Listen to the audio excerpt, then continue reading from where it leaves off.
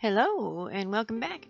Today we're going to make a fun little mermaid bauble or dragon scale bauble or whatever you want to call it. You can use this wrap on any brown cabochon, it doesn't really matter, but I've included a little snippet on how I made this particular cabochon. You want to use super clear glue that's made just for crafting and gluing with glass. And the final piece I'm gluing it to, I got off of Wish. It's like reminds me of a really thick tablecloth. There's vinyl on the front and fuzzy stuff on the back. I'm also using colored copper wire. This particular wire is made by Wires, and it's plated in fine silver, and then it's enameled with the color, and then it has a clear coating put on top, which makes it much more durable than just enameled copper wire. But still, try not to put your metal pliers on this wire at all, because it will scratch. And along in the video here, I do put the metal pliers on it, and that was a mistake. I shouldn't have done that. Sometimes you absolutely have to, because you can't get in there with the nylon pliers, but avoid as much as you can touching colored copper wire with your metal pliers. And since this is a colorful, mermaidy, shimmery, treasury thing, we're going to talk about mermaids today from Wikipedia. So let's get started. Mermaid from Wikipedia, the free encyclopedia. In folklore, a mermaid is an aquatic creature with the head and upper body of a female human and the tail of a fish. Mermaids appeal in the folklore of many cultures worldwide, including Europe, Asia, and Africa. Mermaids are sometimes associated with perilous events such as floods, storms, shipwrecks, and drownings. In other folk traditions, or sometimes within the same traditions, they can be benevolent or beneficent, bestowing boons or falling in love with humans. The male equivalent of a mermaid is the merman, also a familiar figure in folklore and heraldry, although traditions about the sightings of mermen are less common than those of mermaids. They are generally assumed to coexist with their female counterparts. The male and the female collectively are sometimes referred to as merfolk or merpeople. The conception of mermaids in the West may have been influenced by the sirens of Greek mythology, which were originally half bird-like but came to be pictured as half fish-like in the Christian era.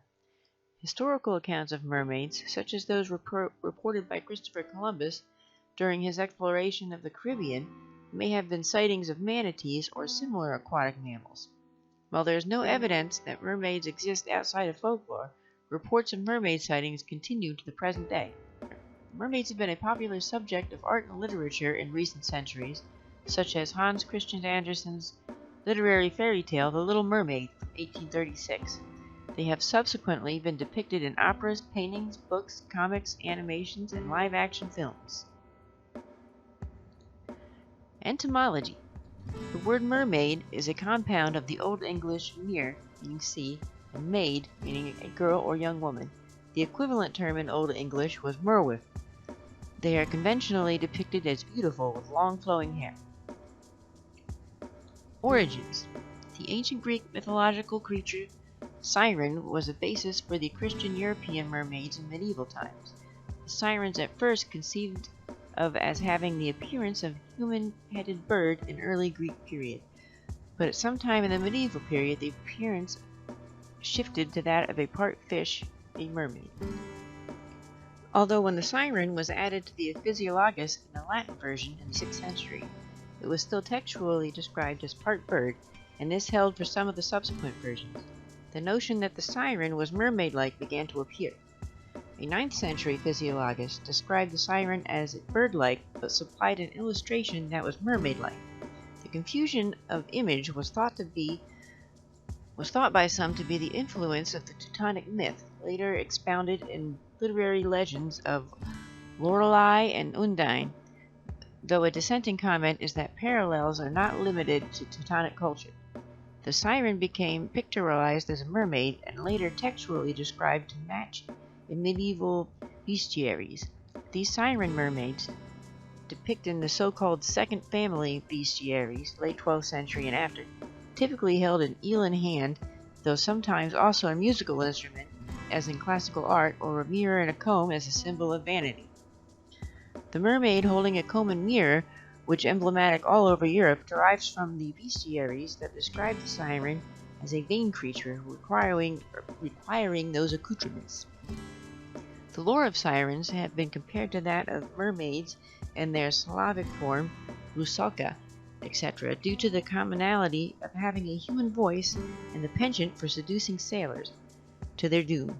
The classical siren of Homer used their beautiful song, to be more specific, as their instrument of enticement, and this aspect has been transferred onto the mermaid in some cases.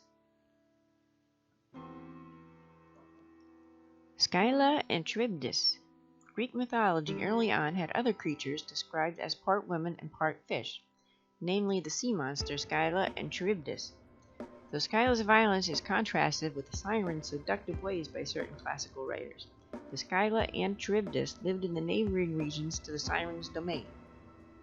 The sporadic example of sirens depicted as mermaids, tritonesses, in early Greek art, 3rd century BC, can thus be possibly explained as the contamination of the siren myth with the Scylla and Charybdis episode. The Scylla was also part of the mythology of the Etruscan civilization that perished in the 6th century BC, and their version of the Scylla being twin-tailed. Some have argued that the much later European myth of the Melusian mermaid was traceable to the two-tailed Scylla of the Etruscans. Middle Eastern origins. Depictions of entities with tails of fish, but the upper bodies of human beings appear in Mesopotamian artwork from the Old Babylonian period onward, on cylinder seals. These figures are usually mermen, called kululu, but mermaids do occasionally appear. The name of the mermaid figure may have been kulilitu, meaning fish women. Such figures were used in Neo-Assyrian art as protective figures, and were shown in both monumental sculptures and in small protective figurines. Syrian Goddess.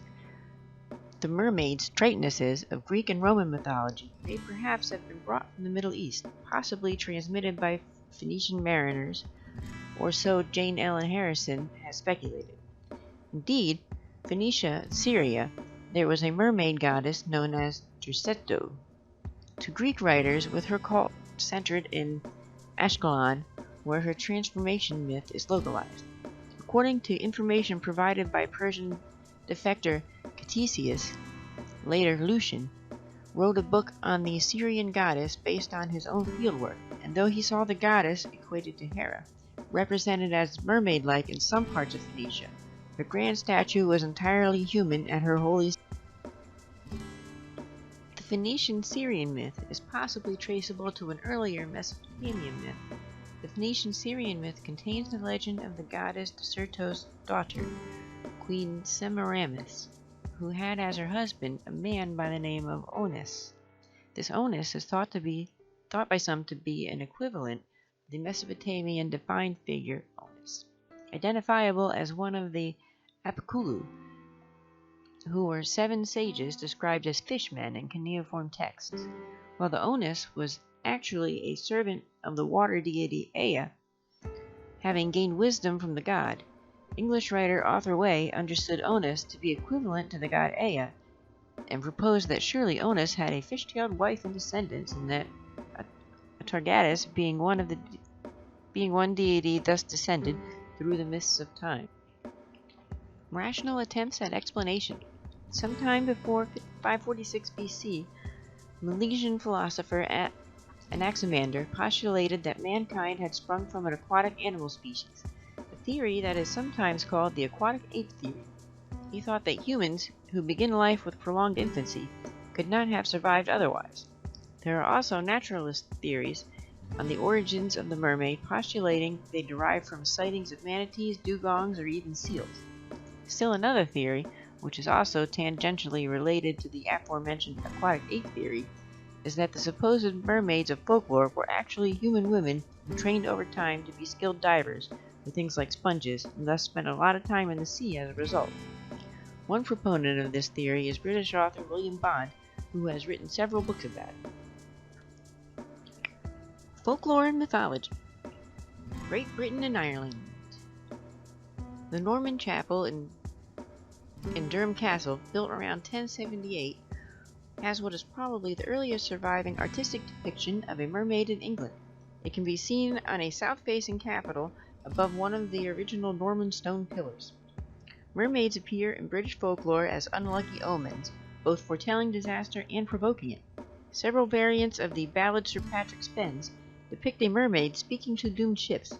In some versions, she tells them they will never see land again. In others, she claims they are near shore, which they are wise enough to know means the same thing. Mermaids can also be a sign of approaching rough weather, and some have been described as monstrous size, up to 2,000 feet.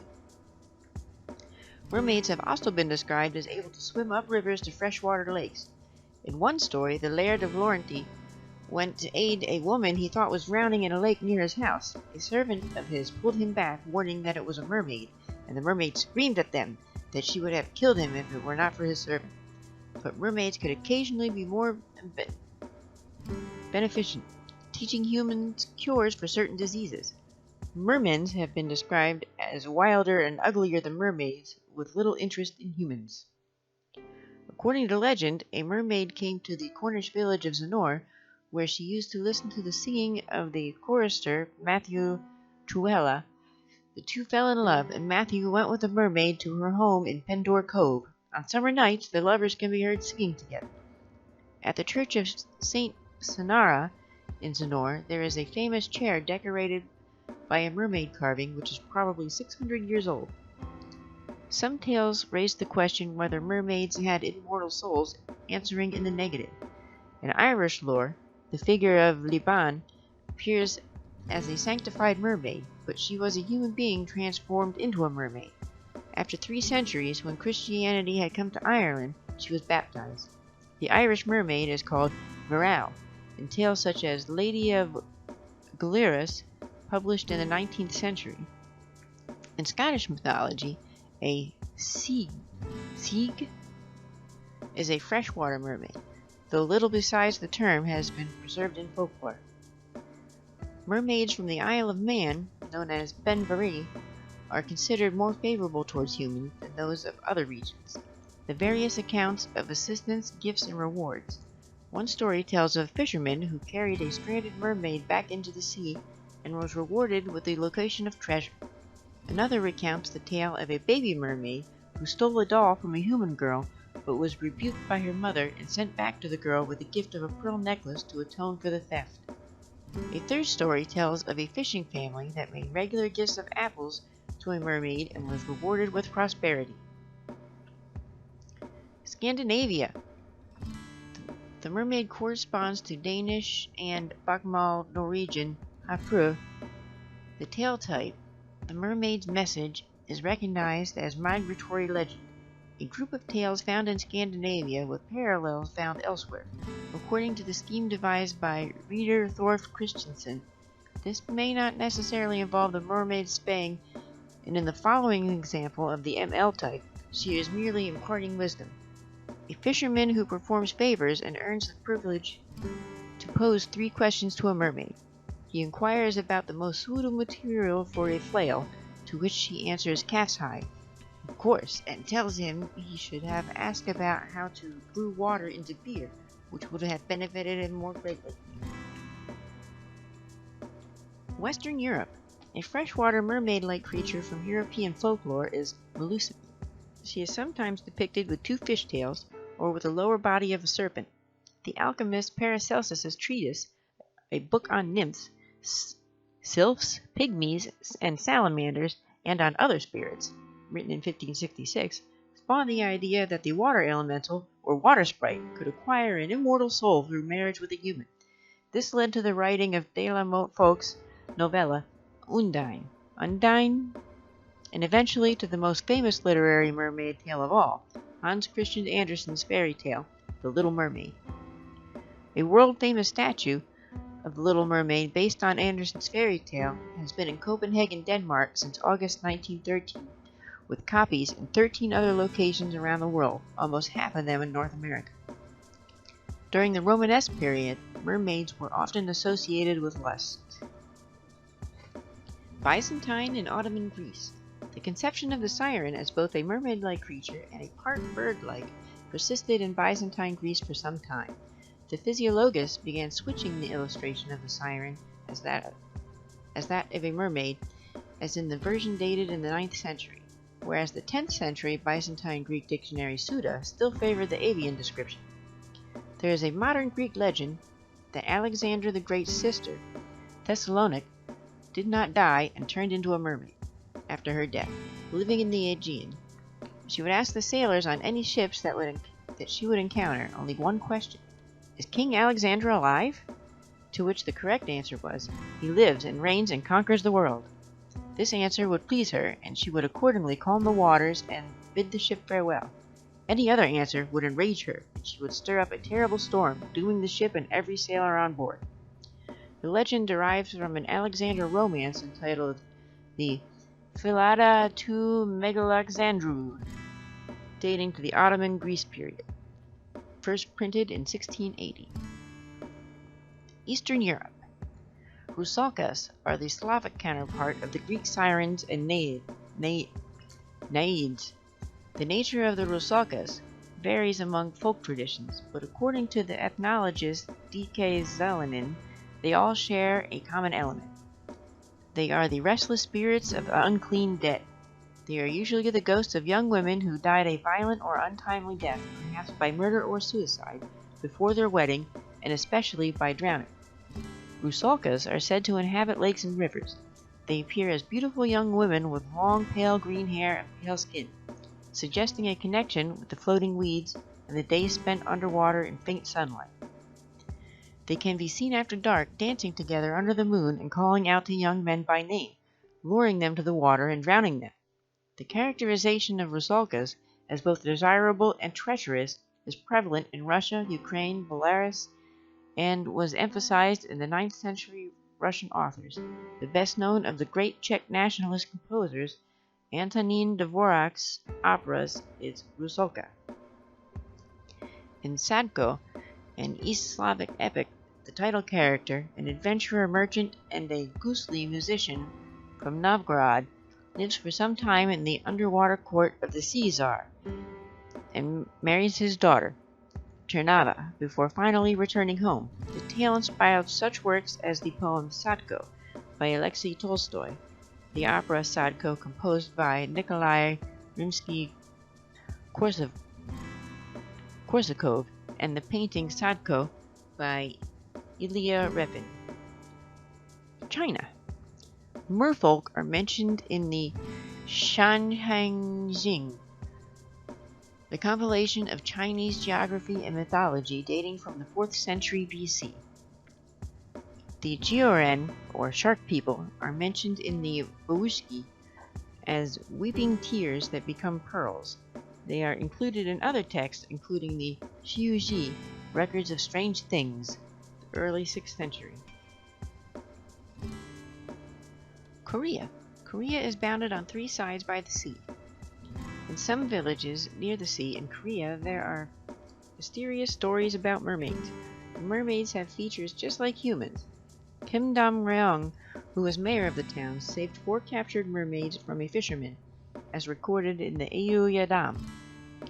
In Dongabek Island of Busan, there's a tale of Princess Hwang-ok from the Kingdom of Naranda, a mythical undersea kingdom of mermaids. This tale is based on the historical Heo Hwang-ok from India. Another tale concerns a mermaid named Sinjik, who warned a fisherman of impending storms by singing and throwing rocks into the sea from the Geomun Island.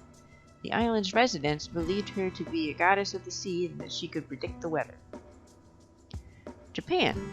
The Japanese Ningyo has been glossed as being that is usually part human female and part fish, but a noted dictionary modified the definition to part human without the gender distinction. Without a human torso. In certain prominent depictions, the Ningyo is not quite half female, but has a human female head resting on a fish-like body. An example is shown right, published in the Kawarabin news flyer dated 5th month of Bunka, which would be 1805. It was said to have a pair of golden horns, a red belly, 3 eyes on each side of its torso, and a carp-like tail. This mermaid reportedly measured 10.6 meters or 35 feet and required 450 rifles to take down. The place of capture was Yokatu-ura in what is now Toyoma Bay.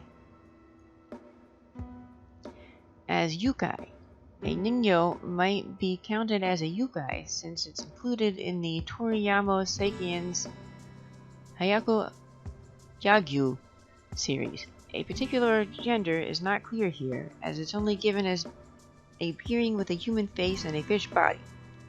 And Seiken equates the ningyo to the people or Dairen, which are described in the classic of mountains and the seas, translated as the low people.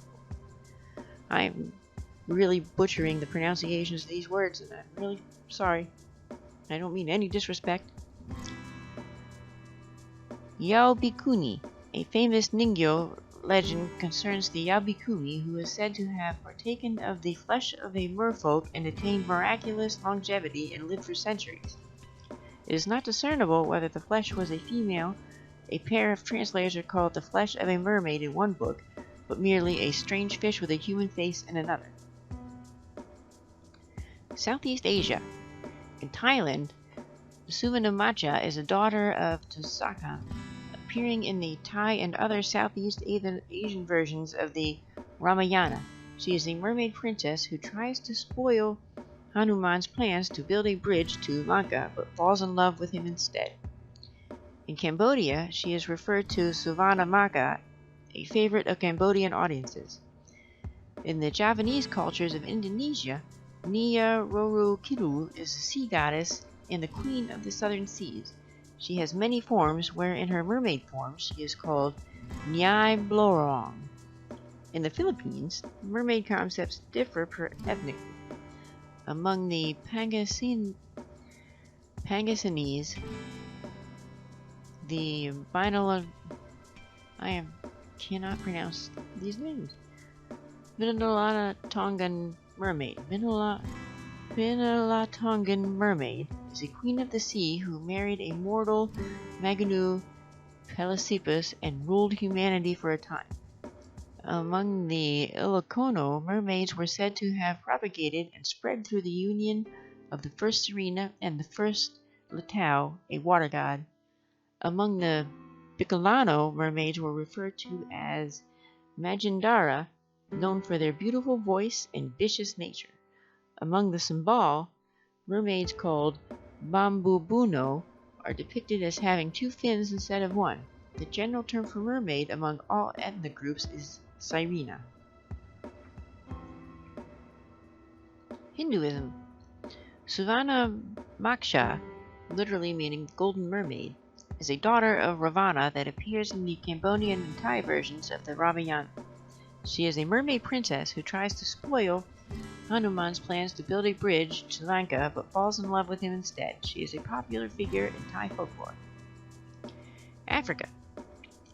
Mami Water, literally meaning mother of the water, are water spirits venerated in West Central and Southern Africa and in the African diaspora in the Caribbean and parts of North and South America.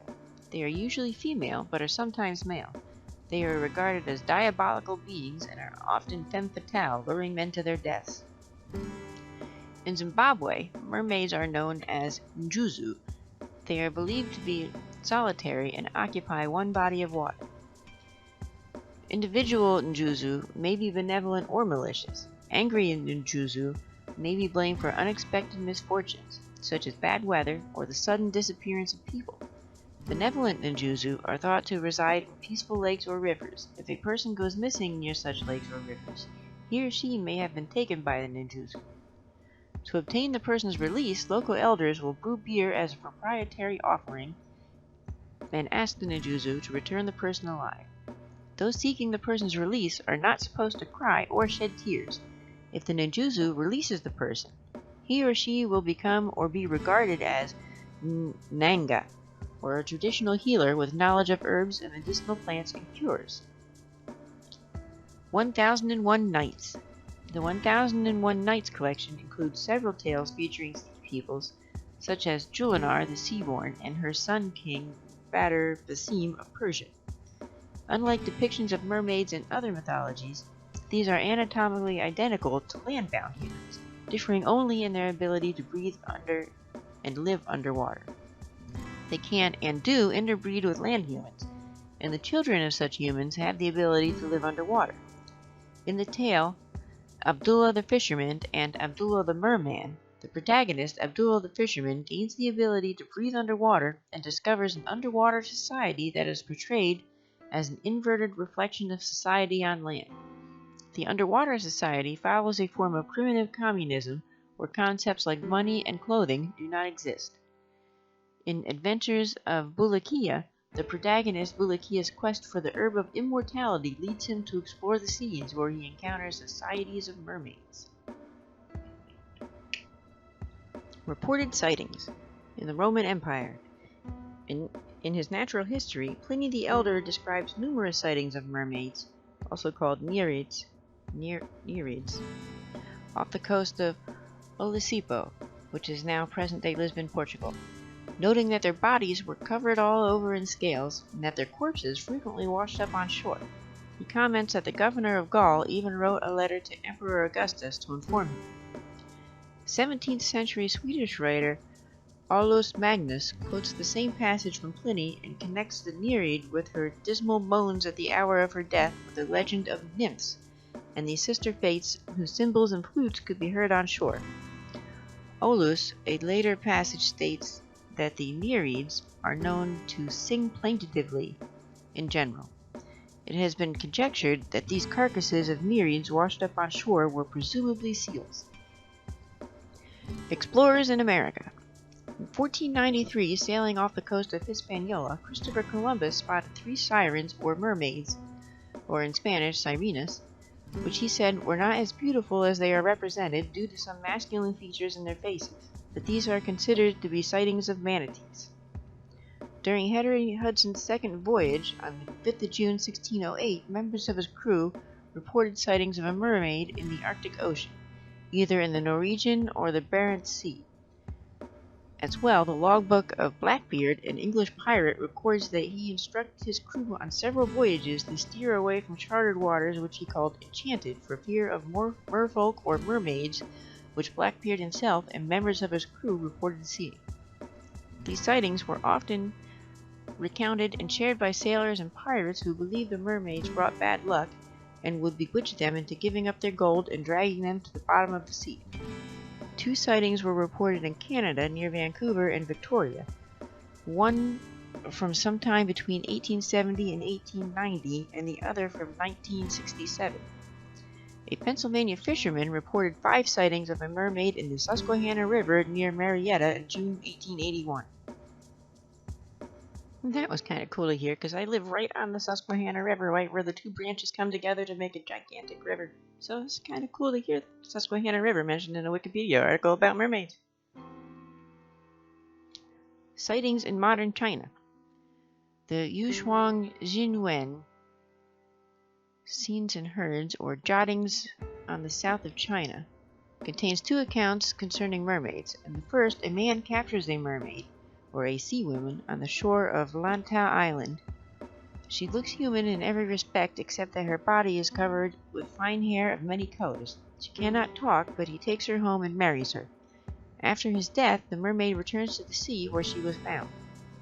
In the second story, a man sees a woman lying on the beach while his ship was anchored offshore. On closer inspection, her feet and hands appear to be webbed. She is carried to the water and expresses her gratitude towards the sailors before swimming away. 21st century. In August 2009, after dozens of people reported seeing a mermaid leaping out of Haifa Bay waters and doing aerial tricks, the Israeli coastal town of Kiryat Yang offered $1 million reward for proof of its existence. In February 2012, work on 2 reservoirs near Gokwe and Mutare in Zimbabwe stopped when workers refused to continue, stating that mermaids had hounded them away from the sites it was reported that Samuel Sepepa Nkomo, the Water Resources Minister. Hoaxes and show exhibitions. A celebrated example of a mermaid hoax was the Fiji mermaid, exhibited in London in 1822 and later in America by P.T. Barnum in 1842. In this case, an investigator claims to have traced the mermaid's manufacture to a Japanese fisherman. Although billed as a mermaid, this has also been bluntly referred to as Barnum's Merman in one piece of journalism. A similar fake mermaid in the Horniman Museum has also been reassessed by another curator as a merman. DNA testing was inconclusive as to the species, and nothing on gender was disclosed, but despite being cataloged as a Japanese monkeyfish, it was determined to contain no monkey parts, but only teeth, scales, and etc. of fish.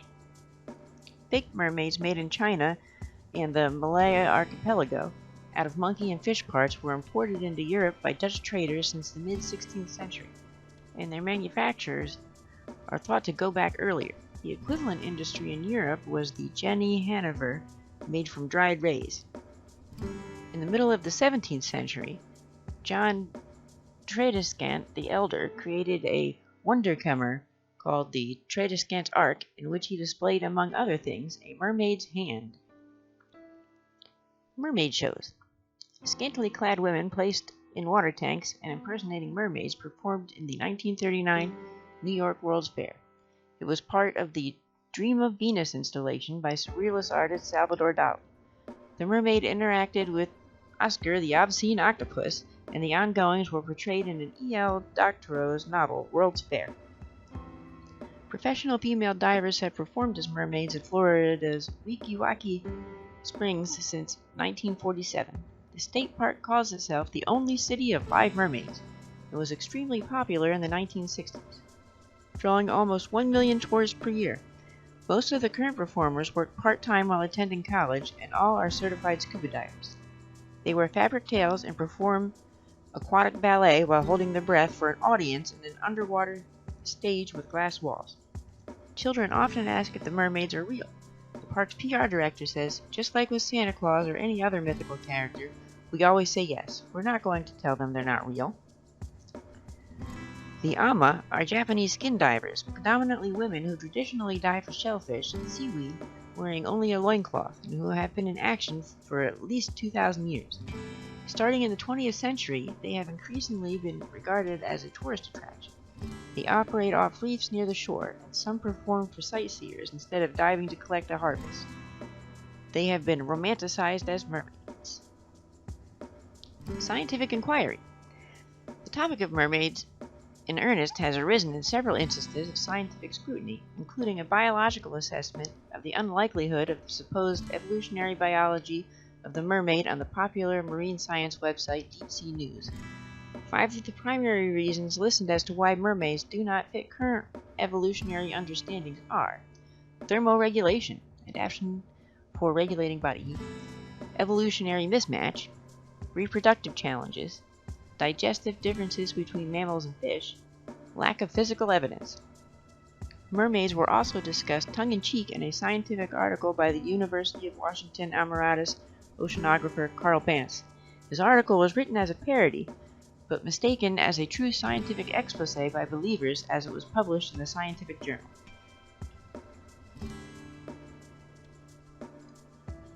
Arts, entertainment, and media. I'm probably not going to read all of this section because it turns into just a list of different places mermaids are seen in different entertainment and media. But we'll give it a try. Let's see. Best known example of mermaids in literature is probably Hans Christian Andersen's fairy tale The Little Mermaid, first published in 1837.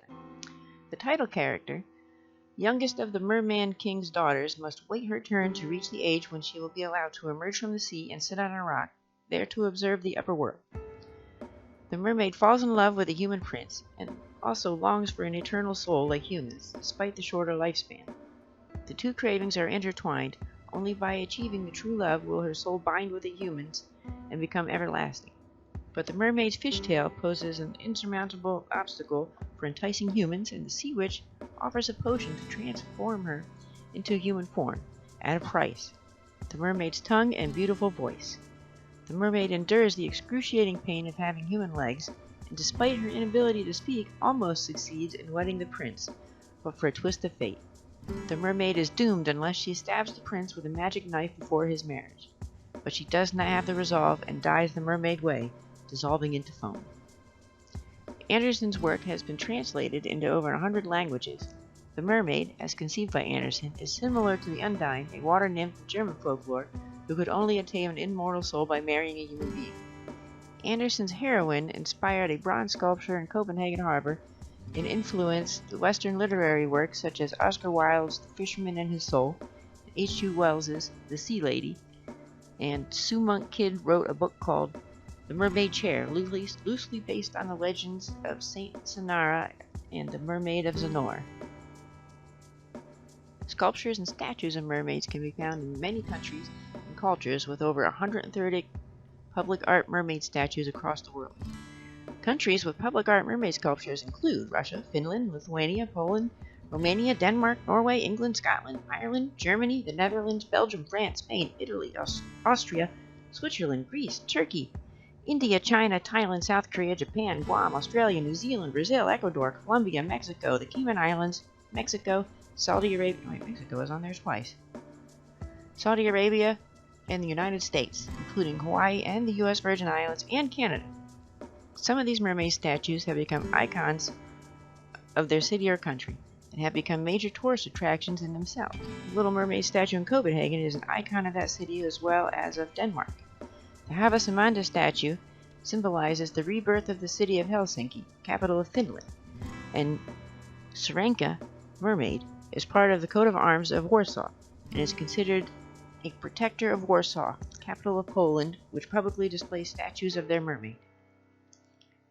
Musical depictions of mermaids include those by Felix Mendelssohn in his Fair Melusina overture and the Three Rhine Daughters in Richard Wagner's opera Der Rings des Nibelungen. Lorelei, the name of the Rhine mermaid immortalized in the Heinrich Heine poem of that name, has become a synonym for a siren. The Weeping Mermaid is an orchestral piece by the Taiwanese composer Fan Long Ko.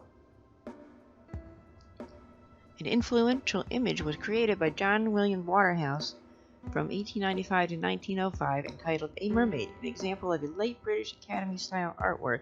The piece debuted in a considerable acclaim and secured Waterhouse's place as a member of the Royal Academy, but disappeared into a private collection and did not resurface until the 1970s.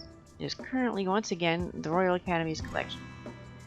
Mermaids were a favorite subject of John Reinhold Wegelin, a contemporary of Waterhouse. He painted an image of a mermaid of Zanor, as well as several other depictions of mermaids in watercolor. Okay, I'm going to skip down here to Heraldry. In heraldry, the charge of a mermaid is commonly represented with a comb and a mirror, emblazoned as a mermaid in her vanity. In addition to vanity, mermaids are also a symbol of eloquence. Mermaids appear with greater frequency as heraldic devices than mermen. A mermaid appears on the arms of the University of Birmingham, in addition to those of several British families. A mermaid with two tails is referred to as a Melusin. Melusins appear in German heraldry and less frequently in the British version. A shield and sword-wielding mermaid, Syrenka, is one of the official coat of arms of Warsaw. Images of a mermaid have symbolized Warsaw on its arms since the middle of the 14th century. Several legends associated with Triton of Greek mythology with the city, which may have been the origin of the Mermaids Association. The Cusack family crest includes a mermaid wielding a sword, as depicted in the memorial stone for Sir Thomas Cusack, from 1490 to 1571.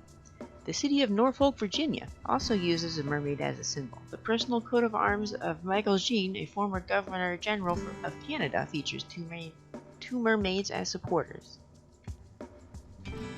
Fandom. Interest in mermaid costuming has grown alongside the popularity of fantasy cosplay, as well as the availability of inexpensive monofins used in the construction of mermaid costumes. These costumes are typically designed to be used while swimming in an activity known as mermaiding. Mermaid fandom conventions have also been held. That's the end of the mermaid article, and I only have about 2 minutes left, so I'm going to jump over here to the merman article and read about mermen in Germanic folklore. Icelandic folklore speaks of mermen known as mermendlar. Agnet og Hovmenden is a Scandinavian ballad of late composition from the late 18th century that tells of a merman who was mated to a human woman named Agnet and unsuccessfully pleaded her to come back to him and their children in the sea. The outward appearance. English folklorist Jacqueline Simpson surmises that as in Nordic or Scandinavian countries, the original man-like water dwellers of England probably lacked fish tails. A wild man caught in a fish net, described by Ralph Cabochon, was entirely man-like, though he liked to eat raw fish and eventually returned to the sea.